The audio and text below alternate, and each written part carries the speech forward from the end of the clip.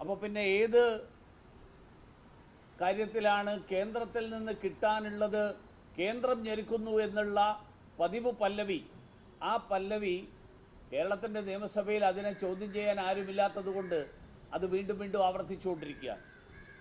തദ്ദേശ സ്ഥാപനങ്ങൾക്ക് കേന്ദ്ര ഗ്രാൻഡ് വെട്ടിക്കുറയ്ക്കുന്നു എന്നാണ് മറ്റൊരു പച്ചക്കള്ളം ഇന്ന് നിയമസഭയിൽ ബജറ്റിലൂടെ അവതരിപ്പിച്ചത്. ഇന്നത്തെ പത്രത്തിലൊരു വാർത്തയുണ്ട്. അടിസ്ഥാന സൗകര്യ മൂലധന നിക്ഷേപത്തിനായിട്ട് ഉപയോഗിക്കാൻ 124.25 കോടി രൂപ കേരളത്തിന് കേന്ദ്ര സർക്കാർ പ്രോത്സാഹന തുകയായി അനുവദിച്ചു. തദ്ദേശ സ്വയംഭരണ വകുപ്പിന് കീഴിൽ അമൃത് മിഷൻ സമർപ്പിച്ച പദ്ധതിയും അനുബന്ധ രേഖകളും കേന്ദ്ര നഗരമന്ത്രാലയം അംഗീകരിച്ചതിനെ തുടർന്നാണ് ഇതുണ്ടായിട്ടുള്ളത്. മാത്രമല്ല, ഈ എല്ലാ വർഷവും ആവർത്തിക്കുന്ന കുറേ പദ്ധതികൾ, ആ പദ്ധതികൾ വീണ്ടും ആവർത്തിക്കുന്നു. ചില പുതിയ പദ്ധതികൾ പ്രഖ്യാപിക്കുന്നു. കഴിഞ്ഞ പദ്ധതികളൊന്നും നടപ്പിലായിട്ടില്ല. വിഴിഞ്ഞത്തെക്കുറിച്ച് ഇപ്രാവശ്യവും പറഞ്ഞു.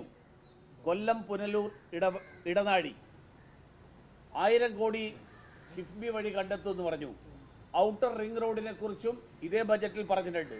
പക്ഷേ കഴിഞ്ഞ കേരള ബജറ്റിൽ പ്രധാനപ്പെട്ട അടിസ്ഥാന വികസന പദ്ധതിയായിട്ട് വിശേഷിപ്പിച്ച വിഴിഞ്ഞം നാവായിക്കുളം ഔട്ടർ റിംഗ് റോഡ്, ആ ഔട്ടർ റിംഗ് റോഡ് ഇപ്പോഴും യാഥാർത്ഥ്യമാകാതെ തുടരുകയാണ്. മാത്രമല്ല, ഭൂമി ഏറ്റെടുക്കാൻ വിജ്ഞാപനം പുറപ്പെടുവിച്ച് ഏതാണ്ട് 2 വർഷം കഴിഞ്ഞിട്ടും ആ ഭൂമി ഏറ്റെടുത്ത് നൽകാത്തതിനെ തുടർന്ന് കേന്ദ്രത്തിൽ നിന്നുള്ള പണം കിട്ടാത്തത് കൊണ്ട് അവിടെ ആയിരക്കണക്കിന് ആളുകൾ ബുദ്ധിമുട്ടുകയാണ്. കാരണം അവർക്ക് അവരുടെ ഭൂമി വിറ്റഴിക്കാൻ കഴിയുന്നില്ല, ആ ഭൂമി ഉപയോഗിക്കാനും കഴിയുന്നില്ല. അതുകൊണ്ട് ഇപ്പോൾ സംസ്ഥാന ഗവൺമെൻറ് പറഞ്ഞിട്ടുള്ള Kerala land bank for industrial corridor development portal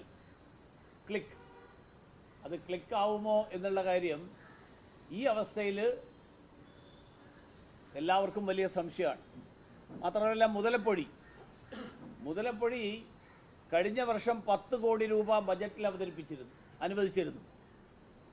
1.5 വർഷത്തിനകം ശാശ്വതമായ പരിഹാരമുണ്ടാക്കുമെന്ന് 2024 ഫെബ്രുവരി 15-ന് അന്നത്തെ ഫിഷറീസ് വകുപ്പ് മന്ത്രി സജി ചെറിയാൻ പ്രഖ്യാപിച്ചിരുന്നു.